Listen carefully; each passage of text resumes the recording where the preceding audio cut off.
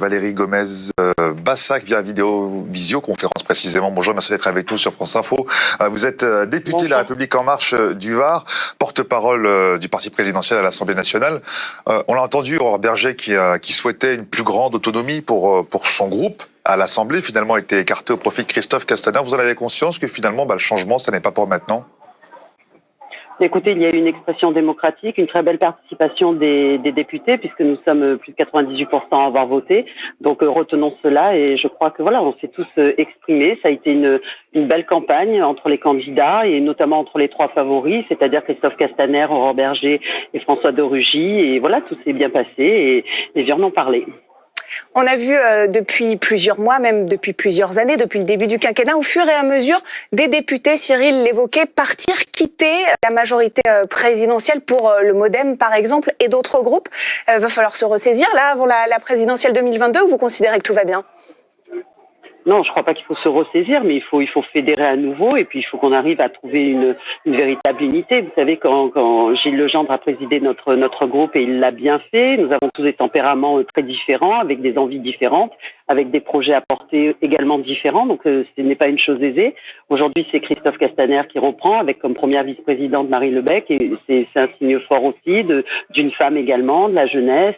Et avec plein de projets, elle a travaillé pour porte-parole pendant un an, et donc j'ai beaucoup travaillé avec elle, et je pense que c'est un beau binôme qui peut à nouveau nous redonner cette impulsion peut-être qui commençait à s'essouffler, donc c'est une bonne chose. Mais pourquoi La République En Marche a du mal à nommer une femme à la tête de son groupe, à la tête de son parti, voire même Premier ministre ? Je vous ai pas entendu. Je dis pourquoi La République En Marche a tant de mal à élire une femme à la tête d'une haute instance, oui, que ce soit la présidence du groupe. Alors, je crois pas que ce n'est pas la République En Marche qui a du mal à élire une femme à la tête d'un groupe ou de responsabilité. Je vous rappelle qu'au gouvernement, il y a quand même une parité même au-dessus, puisqu'il y a une femme de plus au niveau des membres du gouvernement. Et après, c'est une campagne. On va pas élire une femme parce que c'est une femme. Je veux dire, Aurore Bergé a plein de qualités, Christophe Castaner également, et encore une fois, c'est simplement une expression démocratique, et c'est simplement le reflet de la société. Pourquoi est-ce qu'il y a autant de femmes qui ont du mal à être chef d'entreprise ou à tenir des postes à responsabilité? On peut également se poser la question. Alors Valérie Gomez-Bassac, restez avec nous puisqu'Arnaud Moreau nous a rejoint. Bonjour Arnaud. Dans l'hémicycle, La République En Marche, c'est une majorité qui s'effrite avec le temps. Tout à fait, revoyez cette infographie. En 2017, on compte 314 députés, La République En Marche, après les élections législatives. Et puis, au compte-gouttes, eh bien, des députés vont quitter ce groupe. Soit ils vont en être exclus, soit il va s'agir de départ volontaire.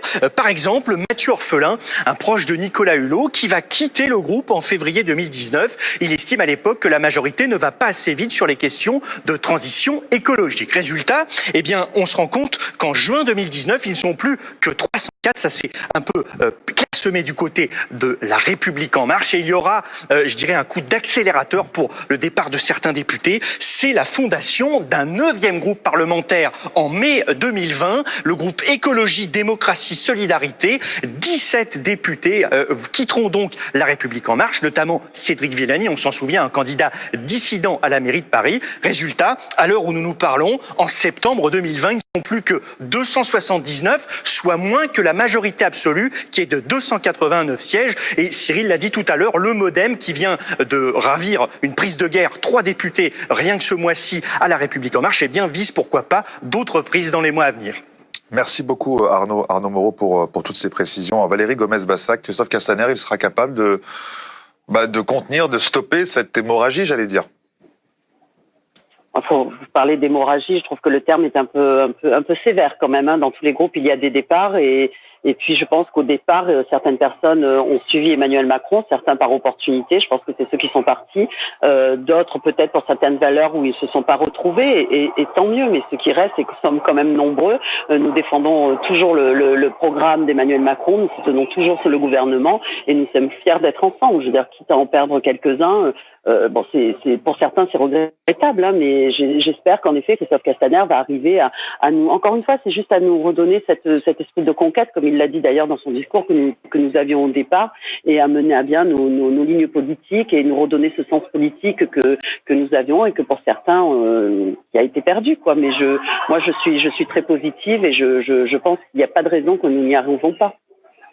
Merci beaucoup Valérie Gomez-Bassac d'avoir été avec nous.